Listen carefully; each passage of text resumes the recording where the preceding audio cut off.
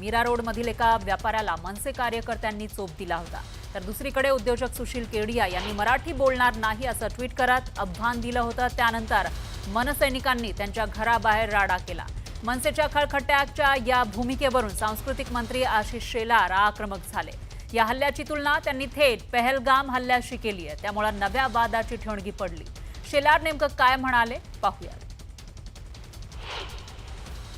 पहलगाममध्ये हिंदू धर्म विचारून गोळ्या मारल्या आणि इथे ही सगळी मंडळी निष्पाप हिंदूंना भाषा विचारून चोपतायत। दोन्ही गोष्टी द्विग्नता करणार आहे। आणि मग व्हिडिओ काढा नको काढू, पण हिंदूंना चोपण्यामध्ये तुम्हाला जो आनंद मिळतोय ना, हा अख्खा महाराष्ट्र पाहतोय। सरकारने तर कडक पावलं उचलावीच। आम्ही सत्ताधारी पक्ष आहोत, मोठा पक्ष आहोत, मोठा भाऊ आहोत, मोठी जबाबदारी आहे, म्हणून मर्यादा सांभाळून आम्ही त्या ठिकाणी भूमिका मांडतो। पण हे प्रकार वाढता कामा नयेत। आशिष शेलार हे आमदार आहेत, पक्षामध्ये फार मोठं स्थान आहे त्यांचं।